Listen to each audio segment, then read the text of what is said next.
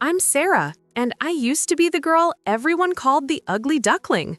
But let me tell you about the night I walked into a charity gala and literally made a billionaire's jaw drop to the floor. This transformation didn't just change how I looked, it changed my entire life forever. Growing up in small-town Ohio, I was always the awkward one. You know that girl in high school with thick glasses, messy hair, and hand-me-down clothes that never quite fit right? That was me. I worked double shifts at Murphy's Diner just to help my mom pay the bills after Dad left us when I was 16. By 32, nothing had really changed. I was still serving coffee and scrambled eggs to truckers and locals, still living in the same tiny apartment above the hardware store. My reflection in the bathroom mirror every morning reminded me of what everyone had always said. I wasn't the pretty one. I wasn't the lucky one. I was just Sarah. But everything started changing 3 months ago when my cousin Emily, who works in Chicago as a makeup artist, came to visit. She took one look at me and said, "Sarah, you're sitting on a gold mine and you don't even know it."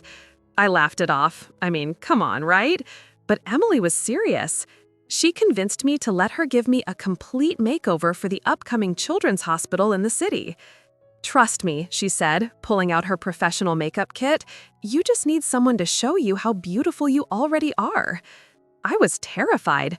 The charity gala was this huge event where millionaires and celebrities dropped thousands of dollars for a good cause. Emily had gotten us tickets because she'd done makeup for some big-shot photographer who was donating his services. The theme was hidden gems. How perfect is that? For weeks, Emily worked on me. New hairstyle, professional skincare routine, teaching me how to walk in heels without looking like a newborn giraffe. She even took me shopping for a dress that cost more than I made in 2 months. Her treat, she insisted. The night before the gala, I stared at myself in the mirror and honestly didn't recognize the person looking back. My brown hair was styled in these soft, elegant waves. My skin was glowing. The deep emerald dress hugged my curves in ways I never knew I had curves. But inside, I still felt like that awkward diner waitress. "What if they see right through me?" I asked Emily. She smiled and said, "Honey, tomorrow night you're going to show them who Sarah really is. And trust me, they're not ready for it." Little did I know, she was absolutely right, especially about one particular millionaire who was about to get the shock of his life. Walking into the grand ballroom at the Ritz-Carlton was like stepping into another world. Crystal chandeliers, designer gowns, men in $1,000 suits, and there I was, Sarah from Murphy's Diner, trying not to trip in my 4-inch heels. Emily grabbed my arm. "Remember what we practiced. Shoulders back, chin up, and own that room." I was doing okay until I bumped into someone at the cocktail bar.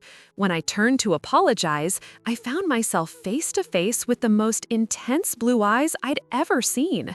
The man was tall, probably mid-40s, with salt and pepper hair and a jaw that could cut glass. His tuxedo probably cost more than my car. "I'm so sorry," I stammered, but he just smiled. "No harm done. I'm Marcus Wellington."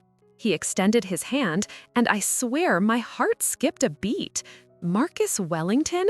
As in Wellington Industries? As in one of the richest men in America? "Sarah," I managed to say, shaking his hand. "Sarah," he repeated, and the way he said my name made my knees weak. "Are you here with someone?" Before I could answer, this stunning blonde in a dress that probably cost more than my annual rent appeared at his side. "Marcus, darling, there you are." She looked me up and down with the kind of smile that doesn't reach your eyes. "And who's this?" "Victoria, meet Sarah. Sarah, this is Victoria Ashford." Victoria's smile got even faker. "Oh, how charming. You must be new to these events. I haven't seen you around before." The way she said it made it clear she thought I didn't belong there. And honestly, part of me agreed with her. But something about Marcus's genuine interest in our conversation made me stand a little taller. "Actually, I'm from Ohio," I said. "I work at a diner," I said. Victoria's eyebrows shot up so fast I thought they might fly off her face. A diner? How authentic. but Marcus leaned in closer. Really? What's that like? I mean, actually working with people every day, knowing your community? For the next 20 minutes, we talked about everything: my life in Ohio, his business ventures, our shared love of old movies. Victoria kept trying to steer the conversation back to their social circle, but Marcus seemed genuinely fascinated by my stories about the diner regulars and small-town life. You know what's crazy? Marcus said, completely ignoring Victoria's increasingly obvious attempts to get his attention. I've been to 1,000 of these events, met 1,000 people just like… He glanced at Victoria, then back at me, but I've never met anyone like you. That's when Victoria decided to get nasty. Well, Marcus, I'm sure Sarah has to get back to, what is it, refilling coffee cups? Some of us have real responsibilities. The old Sarah would have apologized and slipped away, but standing there in that emerald dress, feeling Marcus's eyes on me like I was the only person in the room, something shifted inside me. I straightened my shoulders and looked Victoria right in the eye. You're absolutely right, I said calmly. I do refill coffee cups. I also listen to Mr. Henderson talk about his late wife every Tuesday morning because he's lonely. I remember how Mrs. Garcia likes her eggs because her English isn't perfect and she's embarrassed to ask twice. I work 2 jobs to help my mom keep our house because that's what family does. I turned to Marcus. I may not have a trust fund or a designer wardrobe, but I know who I am, and I'm proud of the life I've built, even if it's not glamorous. The entire conversation around us had gone quiet. People were staring, but not in the way Victoria had intended. Marcus was looking at me like I'd just spoken the most profound truth he'd ever heard. Sarah, he said softly, would you dance with me? Victoria's face went white. Marcus, you can't be serious. But he was already extending his hand to me. As we walked to the dance floor, I heard whispers following us. The waitress from Ohio dancing with Marcus Wellington? It was probably the most scandalous thing to happen at a charity gala all year.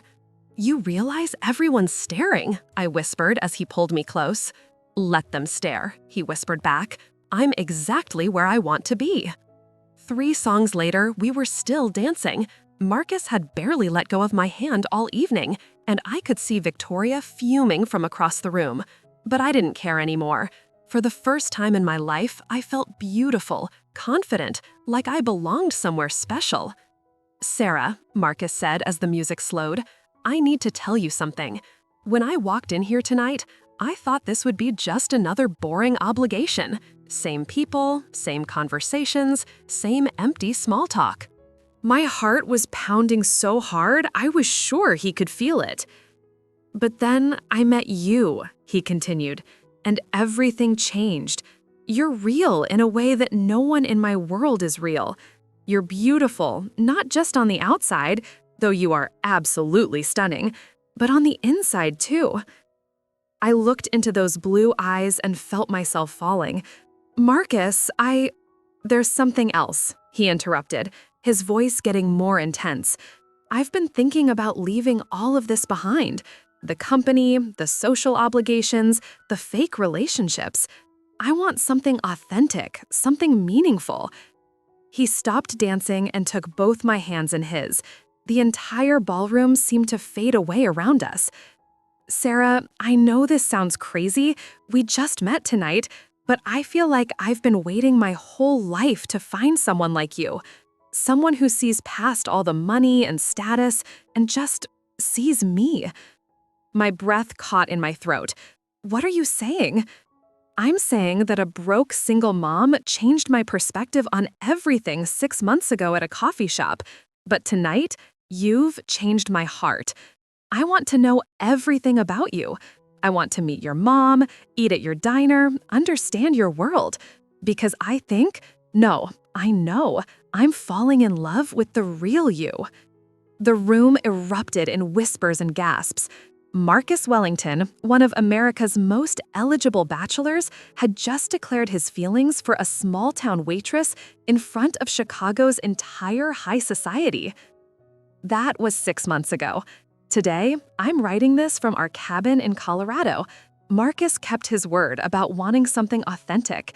He stepped back from the day-to-day operations of his company, and we split our time between the mountains and my hometown in Ohio, where he's become a regular at Murphy's Diner. Victoria? She's still posting passive-aggressive comments on social media about gold diggers, but honestly, I feel sorry for her. She's so focused on what people have that she's forgotten to see who they are. The best part isn't the designer clothes or fancy trips, it's watching Marcus light up when he talks to Mr. Henderson about baseball, or seeing him help my mom fix her porch without caring about getting his hands dirty. He found what he was looking for, and so did I.